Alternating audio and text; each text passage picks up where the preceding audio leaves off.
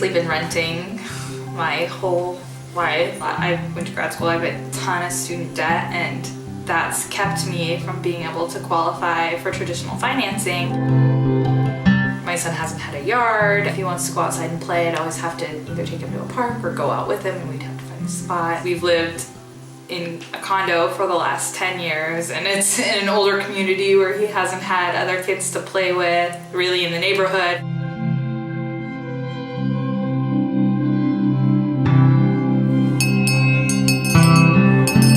It's been awesome since we closed on our new home.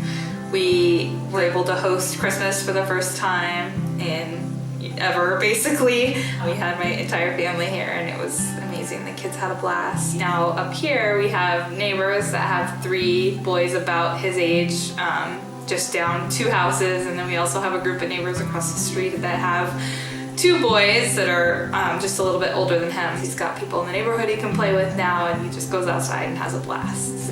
It's great now to be able to build something for my future and for his future.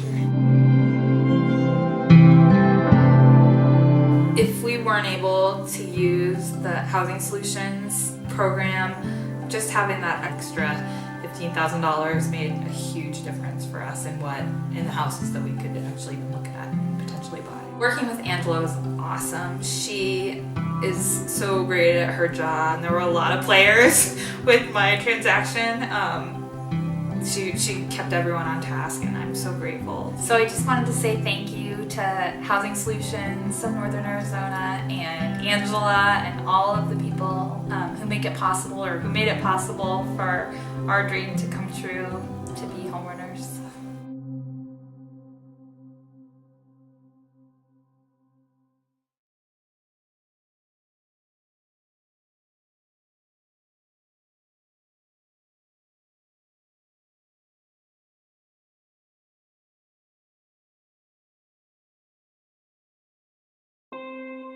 Father's Day 2016, I left my abusive ex. I was with him for 13 years, and in 13 years, the violence towards me got worse and worse. I was hiding food under the bed so I would have enough to eat, and we had the biggest house in the neighborhood. His family was quite wealthy.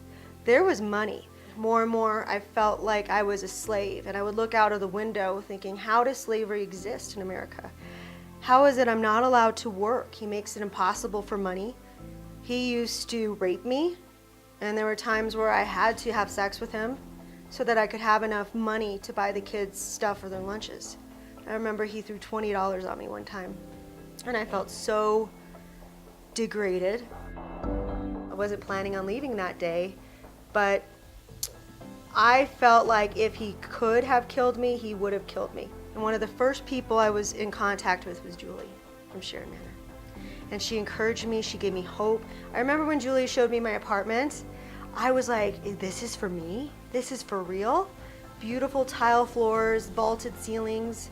I felt safe, you know, with Paul being there, with the cameras being there, knowing that I could communicate with Julie if there was anything suspicious.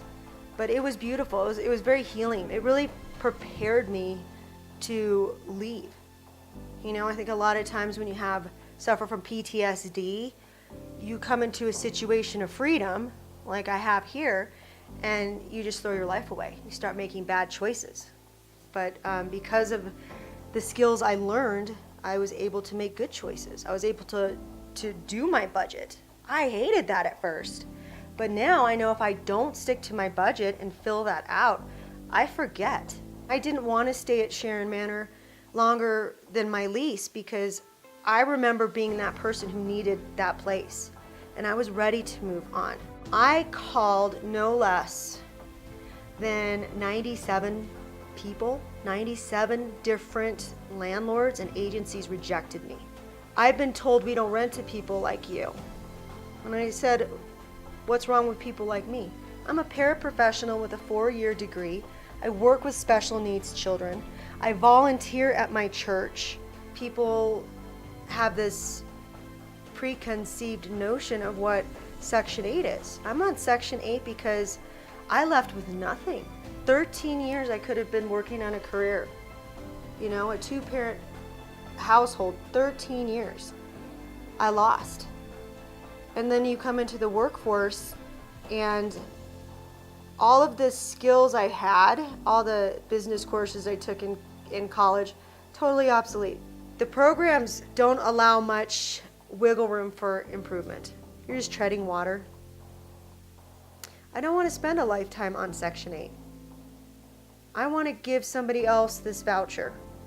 I want to move on and be independent and free of this. So I ended up having to apply my Section 8 to Sharon Manor. And I was like, well, we're just going to stay until something opens up. And by the grace of God, I got a call from you guys saying, hey, check out Rio Homes. We moved in on Halloween. And the coolest thing was that my kids gave up trick-or-treating. They gave up trick-or-treating so I could put together our kitchen table. It was important to them to have a kitchen table to eat on. So just ordered some pizza and we did that. And I was like, this is it. It's official and we have a kitchen table we can eat at as a family. I'm just very grateful. I am very grateful. I don't want to cry, but not a day goes by that I'm just not great. I'm less than grateful. I have this beautiful home.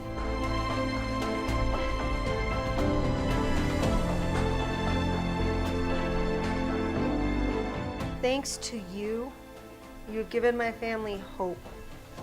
You've given us an opportunity to try, an opportunity to fail, an opportunity to look forward to today and what our future might be tomorrow. Thanks to you.